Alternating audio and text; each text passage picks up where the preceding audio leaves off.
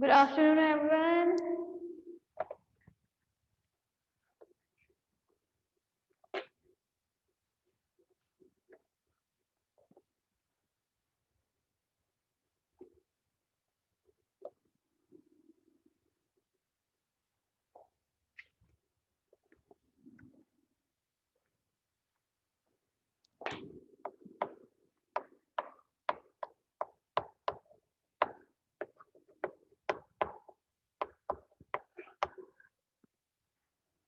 हाँ भाई, final year आप लोगों के में जो टॉपिक स्टार्ट हुआ है दैट इज अ हर्डमानिया।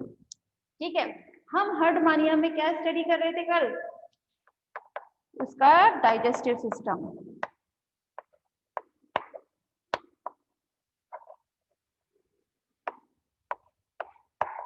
है ना।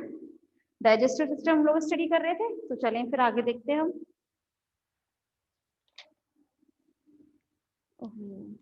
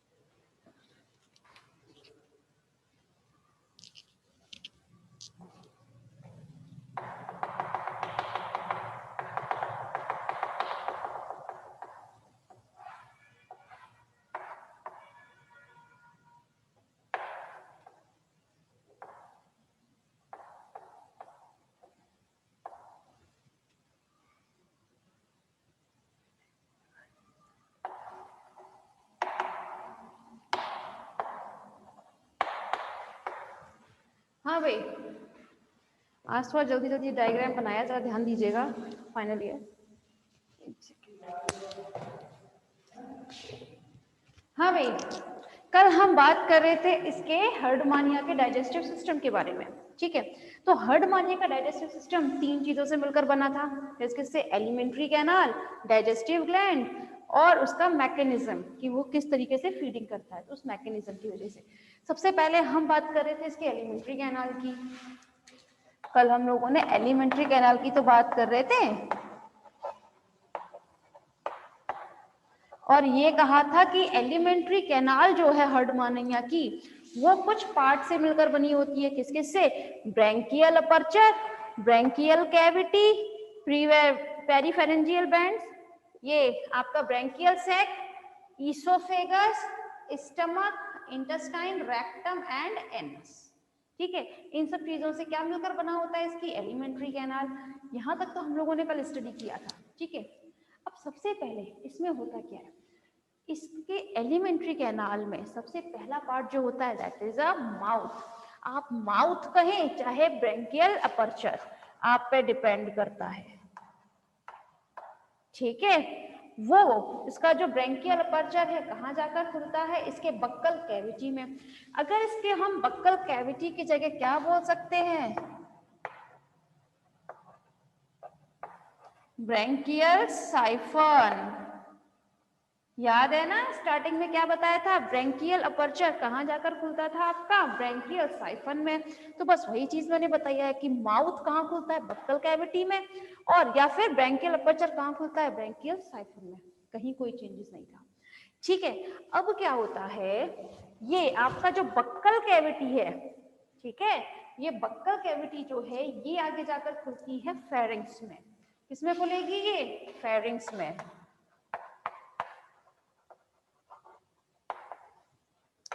ठीक है, अब ये फेरिंग्स जो है, ठीक, ये फेरिंग्स 2 पार्ट्स में डिवाइड होती है।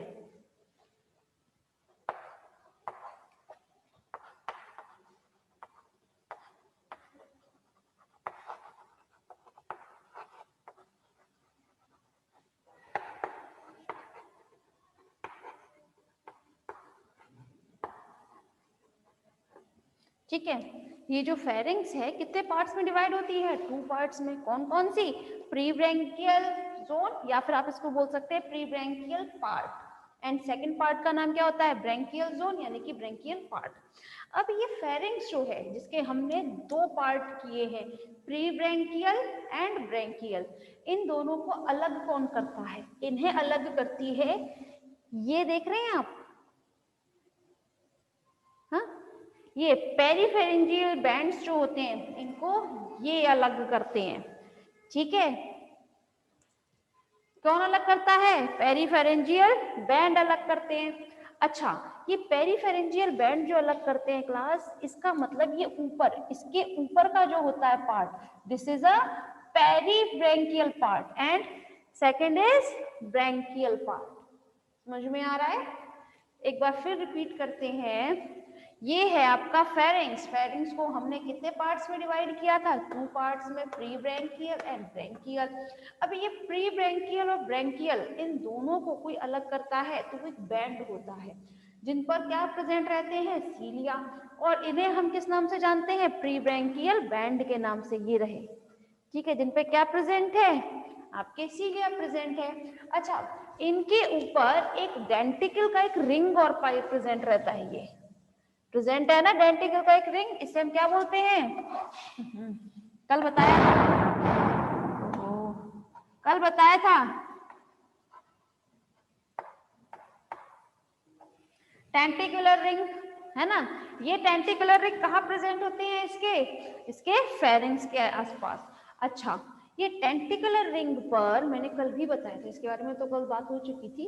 ये टेंटिकुलर रिंग पर क्या प्रेजेंट रहते हैं? कुछ टेंटिकल्स, मतलब कुछ इस टाइप के टेंटिकल्स रहते हैं इस पर, जो होते हैं कितने टाइप्स के? 4 टाइप्स के, बताया था ना। 4 प्रकार के इसमें क्या टेंटिकल्स प्रेजेंट रहते हैं। कौन कौन से होते हैं? एक सबसे बड़ा, एक थोड़ा बीच का सा, ना बड़ा ना थोड़ा छोटा, एक उससे छोटा और एक सबसे छोटा। तो इसीलिए हम कहते हैं कि टेंटिकुलर पार्ट पर जो टेंटिकल्स प्रेजेंट रहते हैं उसका मैंने कल डायग्राम भी बनाया था, लाइक दिस।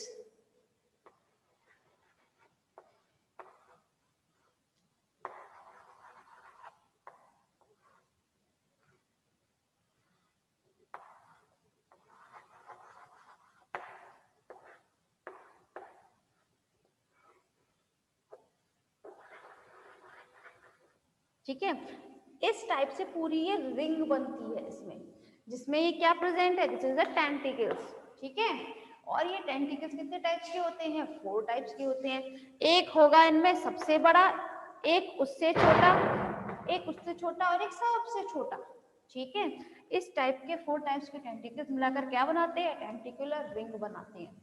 इनका काम क्या होता है? पहली बात, ये टेंटिकुलर रिंग जो होती है ये एक छलनी की तरह काम करती है।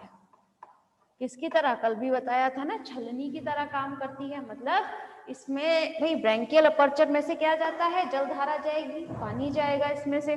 तो पानी को यहाँ पे छानने का जो काम करता है वो काम टेंटिकुलर रिंग ही करती है।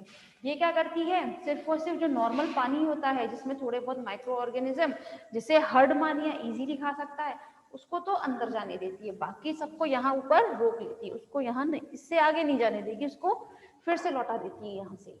ठीक है, समझ रहे हैं आप लोग? सॉरी, ये जो टेंटिकुलर रिंग होती है किसका काम करती है? एक तरीके से एक छलनी का काम करती है, और साथ में ये काम करती है आपके एज अ कीमो रिसेप्टर।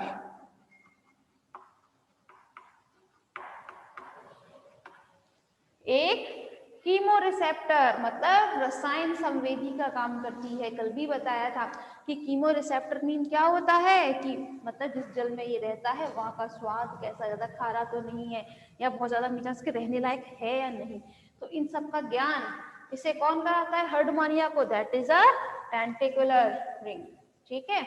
अच्छा, ये टेंटिकुलर रिंग जो होती है क्लास, यही टेंटिकुलर रिंग ऐसी है जिसमें क्या प्रेजेंट रहेंगे? इसमें प्रेजेंट रहती है आपकी blood vessels and sorry nerve fibre, ठीक है। इसमें क्या चीज प्रेजेंट रहती है आपकी? एक तो ब्लड वेसल्स, दूसरी नर्व फाइबर, ठीक है। तो देखा जाए इसमें टेंटिकुलर रिंग का बहुत अपने आप में बहुत मेजर काम है, ठीक है ना, क्योंकि ये एक तो कीमो रिसेप्टर की तरह काम करती है और एक छलनी की तरह काम करती है। अगर टेंटिकुलर रिंग नहीं होगी तो जाहिर सी बात है माइक्रो ऑर्गेनिज्म तो उसमें जाएंगे ही, जैसे आपके जू प्लैंक्टॉन्स, फाइटोप्लैंक्टॉन्स या एल्गी वगैरह, लेकिन इसके अलावा बहुत सारी चीजें चली जाएंगी, क्योंकि भाई छलनी नहीं है तो कोई इसको रोकने टोकने वाला नहीं है और चीजों को, तो उन्हें रोकती टोकती कौन है? टेंटिकुलर रिंग, ठीक है। तो ये फिर कहाँ खुलती है आगे जाके? फेरिंग्स में। फेरिंग्स के 2 पार्ट बनाए, pre branchial zone and branchial zone. Pre branchial zone and branchial zone, इन दोनों को कौन अलग करता है? That is the peripharyngeal band, ठीक है, जिस पर थोड़े से उभार निकले रहते हैं, यहाँ पर थोड़े से ये उभार बनाती है।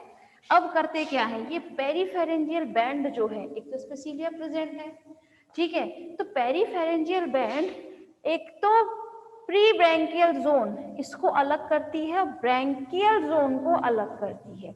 मैं ब्रैंकियल जोन कहूं या फिर ब्रैंकियल सैक, गलत नहीं होगा, ठीक है, समझ रहे हैं ना। अब होता क्या है, ये पेरीफेरेंजियल बैंड से ही लगते हुए एक लंबवत रेखा जाती है, जिसे हम क्या बोलते हैं, डोर्सल लैमिना के नाम से जानते हैं। किस नाम से जानते हैं, डोर्सल लैमिना के नाम से जानते हैं। डोर्सल लैमिना के जस्ट ऑपोजिट एक और एक रेखा जाती है, जिसे हम किस नाम से जानते हैं, दैट इज एंडोस्टाइल। ये रही, क्या बोलते हैं इसे हम, एंडोस्टाइल।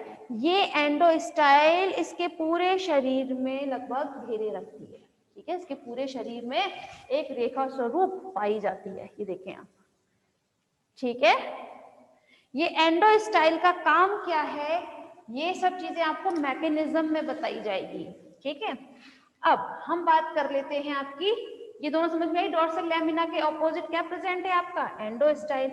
ये एंडोस्टाइल से ही लगा होता है आपका ब्रैंकियल सेक, ये जो आपका ब्रैंकियल पार्ट था, इनके ब्रैंकियल जोन वाला जो हिस्सा है, ठीक है। अच्छा, अभी देखने में होता कैसा है, अगर मैं इसका टी सेक्शन निकालूं इस ब्रैंकियल का, ब्रैंकियल सेक का, तो मुझे किस टाइप की संरचना देखने को मिलेगी, वो बात कर लेते हैं, ठीक है। तो इसमें जो होल्स दिख रहे हैं ना आपको, ये होल्स नहीं होते हैं, पहली बात, ठीक है, इन्हें हम जनरली बोलते हैं स्टिग्मा के नाम से। तो चलिए देख लेते हैं, एक छोटा सा डायग्राम बनाऊंगी, बहुत यार,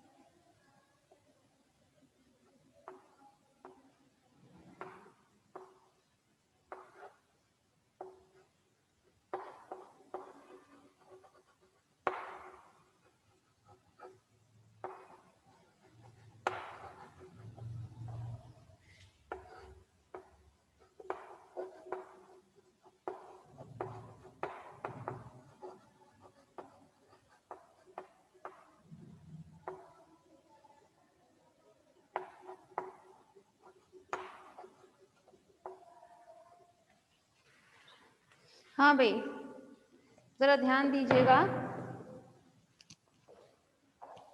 अब क्लास फाइनल ईयर देखिए, अगर मैं इस ब्रैंकियल सैक का टी सेक्शन निकालती हूँ, ठीक है, तो मुझे क्या देखने को मिलेगा? मुझे कुछ इस टाइप की संरचना देखने को मिलेगी। दिख रही है ना आप सभी को?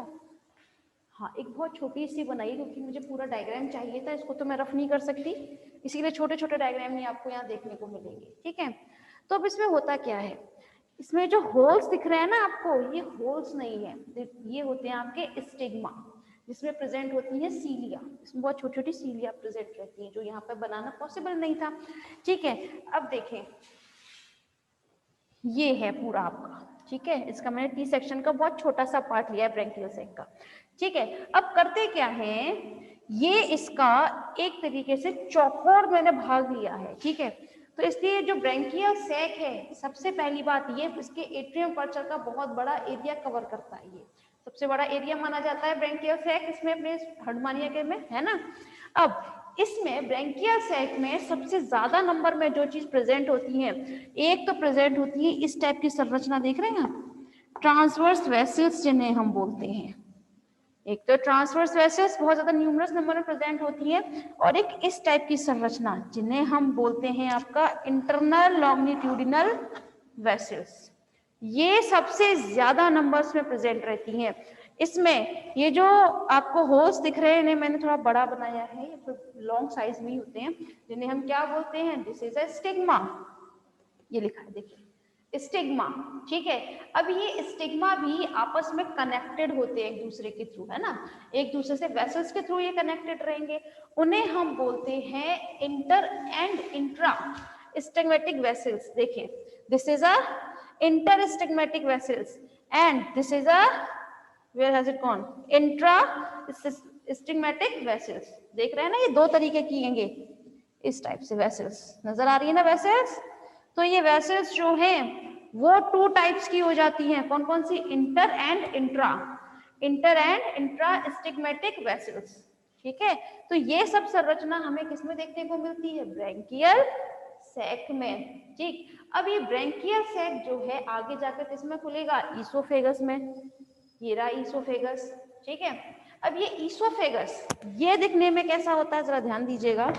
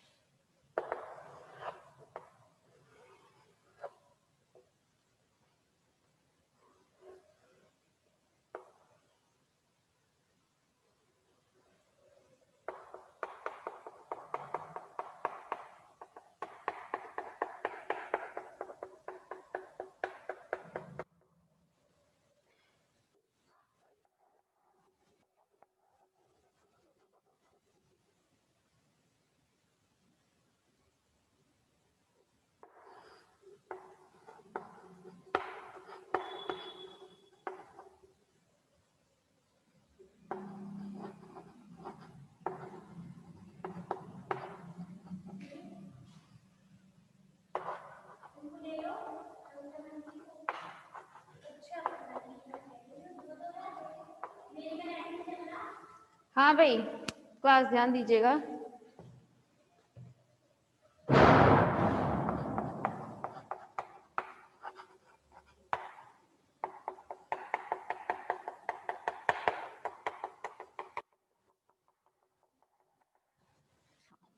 इसका ईसोफेगस का जब हम लोग टीएस सेक्शन निकालते हैं तो हमें कुछ इस टाइप की संरचना देखने को मिलती है।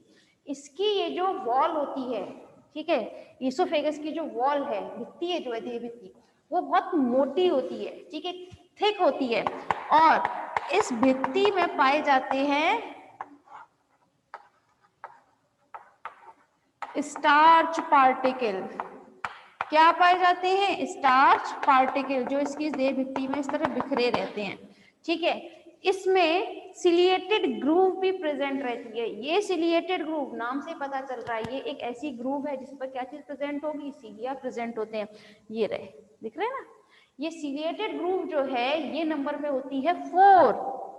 सिलिएटेड ग्रूव कितनी होती है टोटल, 4 होती हैं, और इसमें क्या चीज, एक भित्ति बन रही है ना, देखिए जरा, इसमें एक कैविटी बनती है, दिस इज द ईसोफेरेंजियल कैविटी। अब जो भी इसका फूड है, ठीक है, वो इस कैविटी में से होकर ही जाएगा, ठीक है। इसका जो भी फूड है वो ब्रैंकियल सैक में से होकर कहाँ जाएगा, आपके ईसोफेगस में से क्रॉस करेगा। ये ईसोफेगस में से क्रॉस करने के लिए उसको इसका ईसोफेरेंजियल कैविटी में से ही क्रॉस करना होगा, और इसका ये जो खाना है, जो भोजन है, वो इस ईसोफेरेंजियल कैविटी के द्वारा ही किसमें जाएगा, इसके स्टमक में, ठीक है। अब बात करते हैं हम इसके स्टमक की। तो ये स्टमक नॉर्मली हम लोग जैसा स्टमक बनाते हैं, इसमें वैसा स्टमक प्रेजेंट नहीं होता। इसका जो स्टमक होता है, ठीक है, आमाशय जैसे हम बोलते हैं हिंदी में, हम लोग कैसा बनाते हैं, अगर हम अपनी बात करें तो हमारा कुछ इस टाइप का होता है स्टमक, है ना। तो हमारे इसमें ऐसा होता है, लेकिन हर्डमानिया में ये इस टाइप का बिल्कुल भी नहीं होता। इसमें जो स्टमक पाया जाता है वो ट्यूबुलर फॉर्म में होगा, ठीक है, लेकिन ये इतना पतला होता है कि इसमें हम ये नहीं कह सकते इसमें चैम्बर्स प्रेजेंट है, ठीक है, इसमें चैम्बर्स वगैरह कुछ प्रेजेंट नहीं होते हैं, ठीक है ना। इसका जो स्टमक है उसमें चैम्बर्स वगैरह के लायक नहीं बनता है, लेकिन हाँ थोड़ा सा बड़ा तो होगा, लेकिन बहुत ज्यादा नहीं, ट्यूबुलर फॉर्म में ये प्रेजेंट रहता है। इसकी जो वॉल्स होती हैं ये, ठीक है, कैसी होती हैं, थोड़ी सी थिन होती हैं, ठीक है। थिन होने के साथ साथ में इसमें ब्लड वेसल्स वगैरह सब चीज प्रेजेंट रहेंगी। मैम वो करवाना है, पहले तुम डायग्राम बनाऊंगी, ठीक है क्लास, आप लोग पहले रिजन करें।